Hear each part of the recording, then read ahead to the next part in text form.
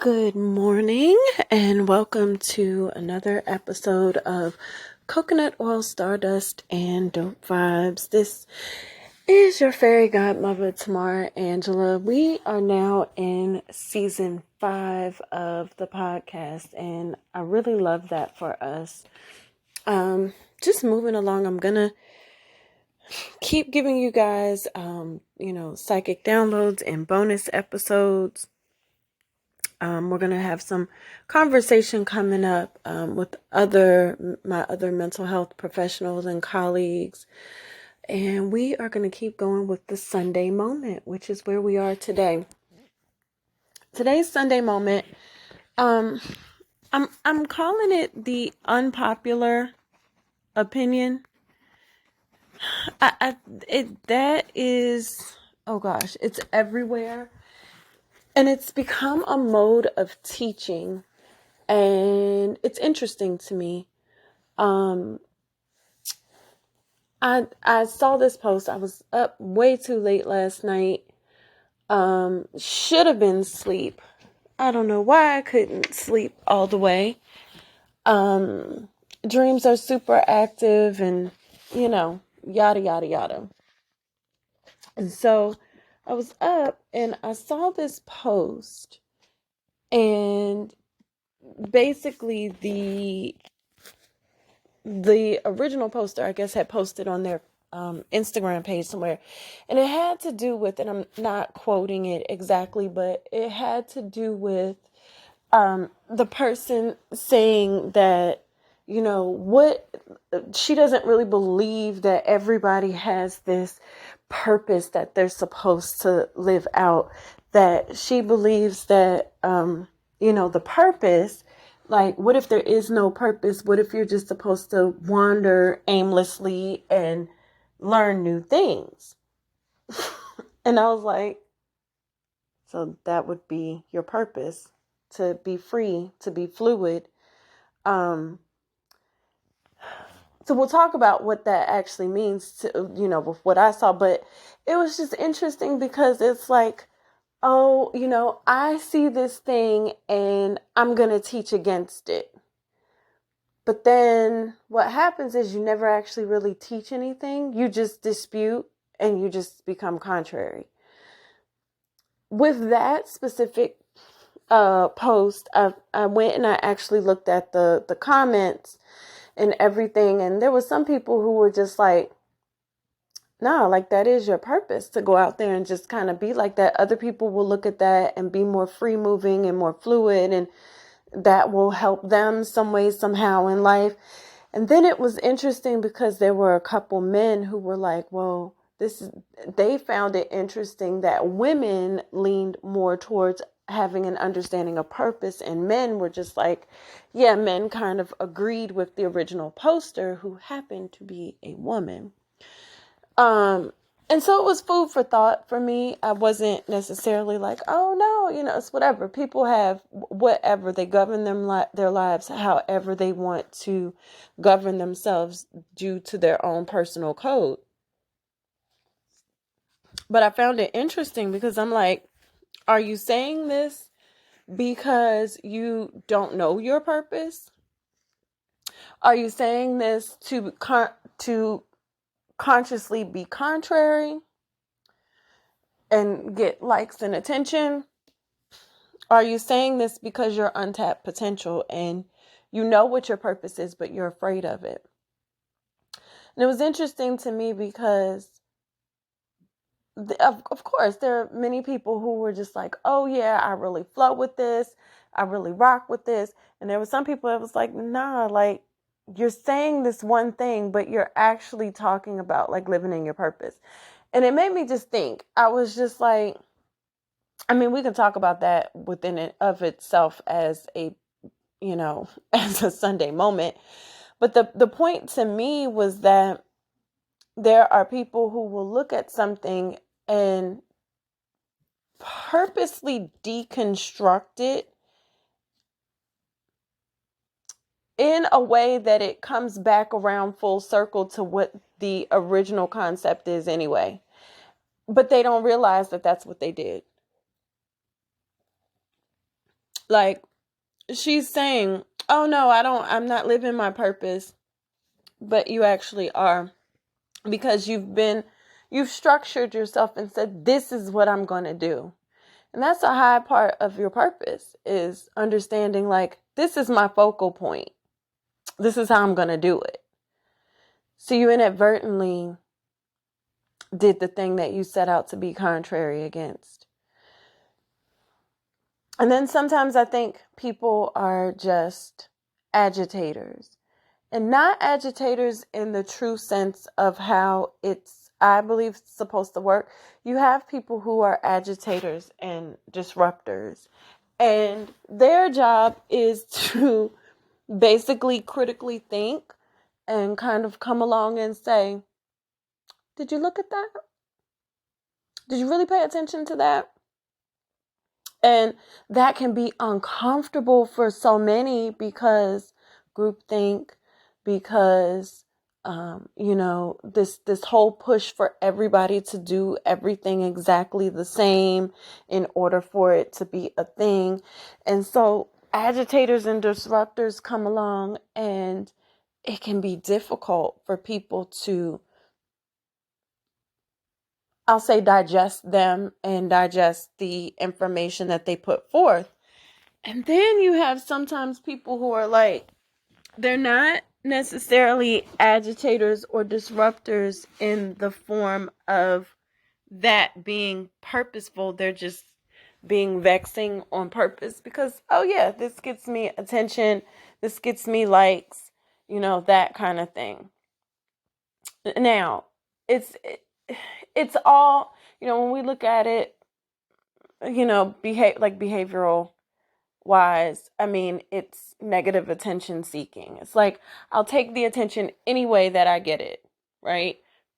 Whether I teach you the right thing or whether I tell you everything and blow it up, you're still going to give me attention. And I'm going to take it however I get it. I think we're so,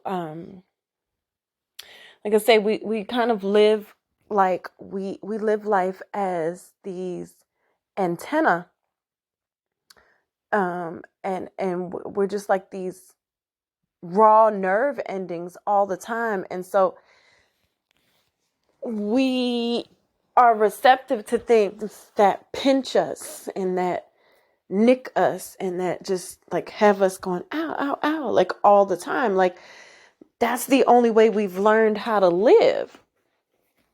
And that's interesting to me, that we choose to live in a way where we're constantly needing to feel alive by needing to feed into things that sensationalize, right? That's a strange, strange way of being, but that's kind of where we're at and where we've put ourselves.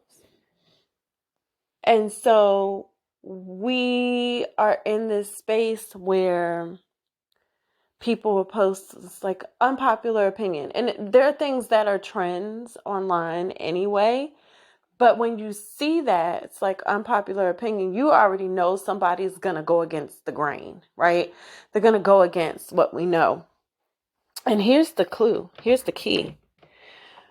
We're supposed to use critical thinking. We're supposed to look at things and say, we've been doing that forever.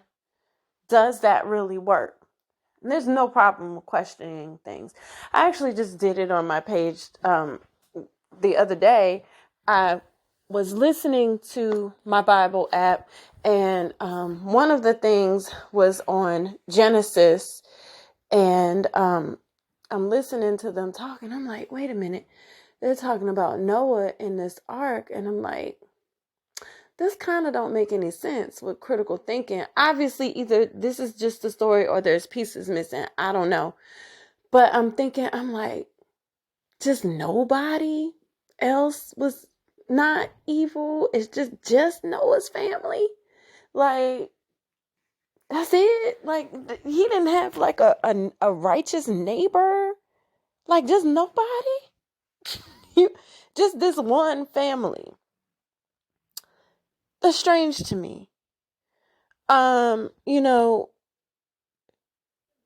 then you got things like it says in one of the interpretations of the Bible that God destroyed everything natural, right? He destroyed everything so we could start over. But like the wood didn't do anything to anybody. So how did they start over? Did they just take the ark down and use the wood from the ark to rebuild? Like, but then you got to wait for trees, or did God just have them pull up to this spot that was already ready? Like, if you destroyed everything, then that means vegetation was gone too. How did they eat? They would have to plant stuff and then wait for a planting season. Because obviously there would have to be vegetation for the animals that they brought, right? Because if you brought all the animals, then we've got circle of life kind of things. Like, did some of those animals eat each other on the ark? And then, like, what did you have left? Because you got predator and prey.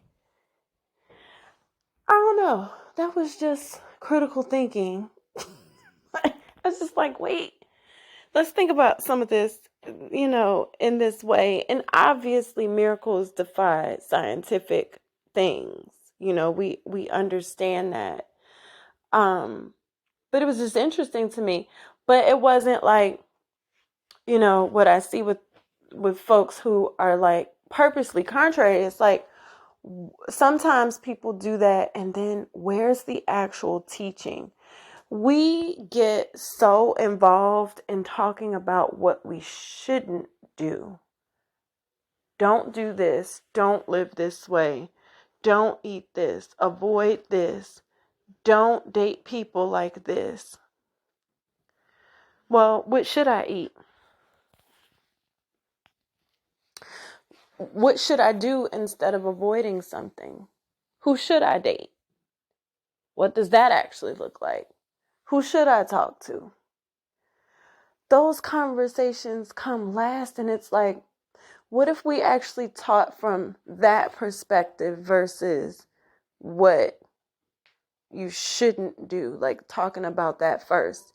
Some of that is kind of, some of this thinking that I'm presenting is kind of steeped in law of attraction to a degree, because it's like, if you're saying, no, I don't want this, vibrationally, you've talked about the thing you don't want. And then when that appears, you're like, well, why is this here and not the thing that I do want? What I have come to understand in providing therapeutic services is that a lot of people don't know what they want, because we're attuned to talk about what we're going to walk away from. But we're not attuned to say, but I actually really need this. I actually really need that. The other point to that is that people don't believe that they deserve certain things.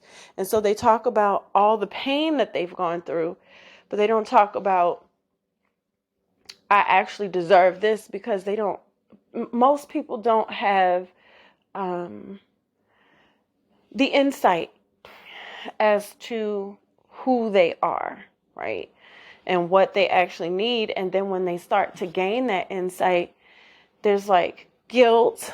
Like, oh my gosh, can I really ask for what I want? These kind of things get in the way of manifesting, to be honest. Those things really, really get in the way of manifesting. That mindset. It's like, oh, can I really ask for this? Am I really allowed to look for this? Or, that gets in the way of how we actually call to us what we deserve. We have to really put ourselves in a position where we thoughtfully seek out what we actually need. Doesn't mean that we don't ever talk about what we don't need. No, it doesn't mean that. It means that that is just not the highest part of the conversation. It just means that we don't spend so much time centered on that. And I'll use dating, for example, as I sip my tea and honey. I'll use dating for an example. So I've had conversations with women a lot, and they'll say, "Oh, I was taught, don't do this, don't do this, don't do this. Don't get a man that does this. You gotta be careful when you're dating because you might get pregnant." They're taught all these predatorial things, really, about men. And then I said, "Well, what were you taught good about dating?" Oh, here comes the struggle in the conversation. So many women weren't taught anything positive. They were just taught pitfalls and what to avoid, but they weren't taught anything positive about men in general, dating in general, or any of that. They were just taught, it's like, okay, avoid this, run from this. Here comes this man who has no who has no impulse control, and if he touches you, you'll get pregnant, and oh my God, you don't want that, because then we're going to cast you out. Versus teaching her autonomy of her body, teaching her, to say no. And then also on the other side, obviously teaching men to not be that person that they're personifying them to be. But I found all of that quite interesting. That women didn't have actual rules. It was very like, don't do this, this, this, this, this. And, as humans, we think kind of that way on default because we're taught survival mode. We're taught to make sure that we preserve ourselves.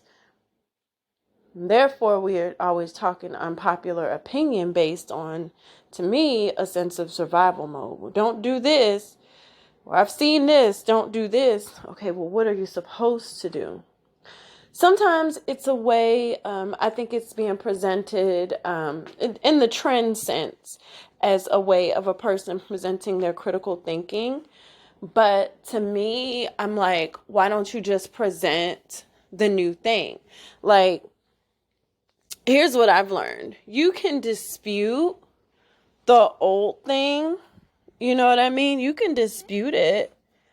And people are still going to believe whatever it is that they want to believe. Like, they're just gonna, it's like wherever they resonate, that's where they're gonna live, regardless of what you present. So just present the new thing, present what you want them to have, present the new information. I kind of put this out here as the Sunday moment, basically, because I wanted to just kind of talk about different mindsets that exist as we move into this new philosophy. You guys are going to just be bombarded with people and their thoughts and opinions and teachings. And in a way that can be a really good thing, that somebody is going to set the world on fire by teaching this thing that we need, this information that we need, a perspective on life that we never looked at before. They're going to set the world on fire with that. And you need somebody who is going to use that critical thinking and do things opposite of the way that they've been done. I think there's also something to garner from the contrarians, because their way of critical thinking can just bring forth a sense of conversation. I think where the decision has to be made on who to follow is based on intuitively using your discernment to understand the energy behind it. I don't think we're in a space where we can say anymore that we're going to receive the message but throw out who the messenger is. Like we can't live there anymore. I think we've done that too much, where we've allowed certain folks to give us a message because it's like, oh yeah, the message resonates. They gave us a good message. Well, but who was the energy giving you that message? I think we have to be way more aware of that. Making sure that things add up. Making sure that there's alignment with where you receive your messages from. I think that's the key. Thank you for joining me for this week's Sunday Moment. We will be back with one after the holiday. I may record one before the holiday and just have it set to post. But thank you for joining me. Make sure you share any information that you received that resonated with you. As always, ask me questions, message me. I love when you guys kind of message me about how something may have resonated or, just have that discussion. And please feel free to post and share the podcast with your community.